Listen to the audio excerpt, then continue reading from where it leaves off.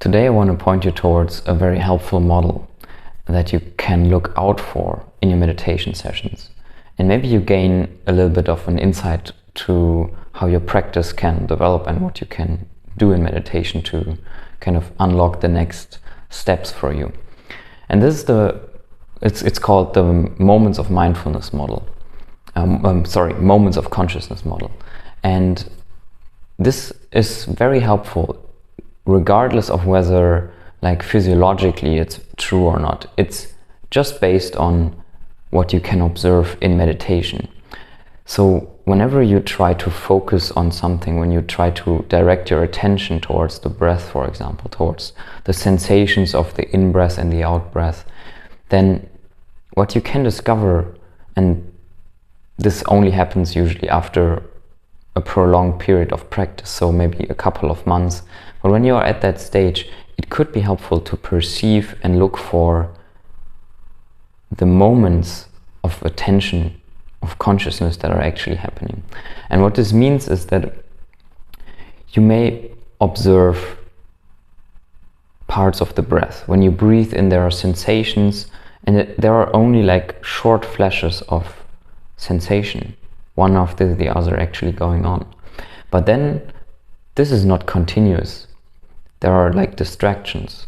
There's a sound, a moment of a thought, and this is very rapid.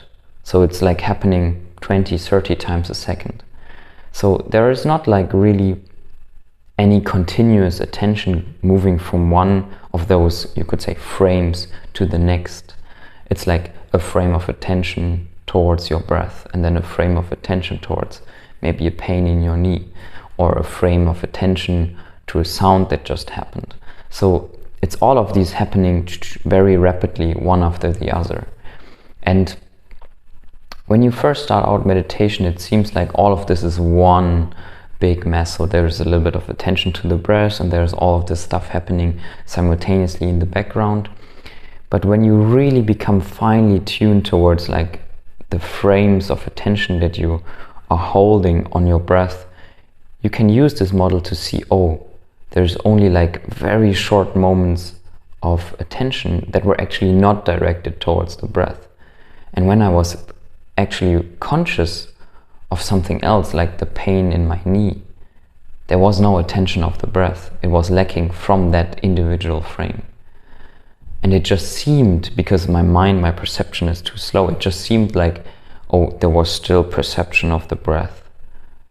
And then there was just simultaneously also perception of the knee.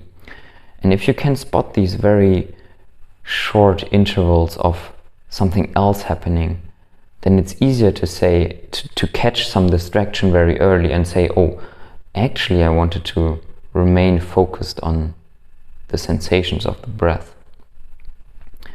So what this model can do for you is to actually make your practice go towards the direction of catching distractions very early, because it's not like you are accepting that there are distractions happening at the same time while you are still focused on the breath. No, this model is telling you that actually distractions are moments, are frames of consciousness that are not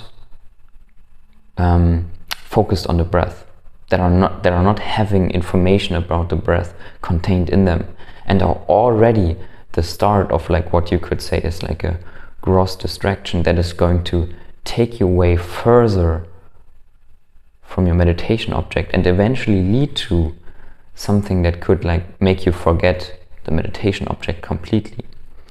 So that for several seconds or maybe even minutes you are lost in some other, usually thought story that started maybe with some kind of specific distraction. And so when you look out for these individual frames that are not part of your meditation object, you can catch those distractions early on and not let them turn into something that distracts you permanently. And then what you are going to do is you observe more moments of consciousness are filled with a distraction, and you set the intention again to remain on the object that you chose to focus on. So that's what you can gain from this model of moments of consciousness model, and then you can use that in your practice. Of course, there's a lot more to this, but this is just a general introduction. I hope this was helpful, and if you like this video and want to have more of this kind of content, maybe you can choose to donate to this channel. The link is down below in the description. I really appreciate your donations, and I'm really happy to receive them. Gives me kind of this feedback that this work is appreciated and these videos are helpful to you. So thank you for that, and with that, thank you for watching, and see you in the next video. Bye.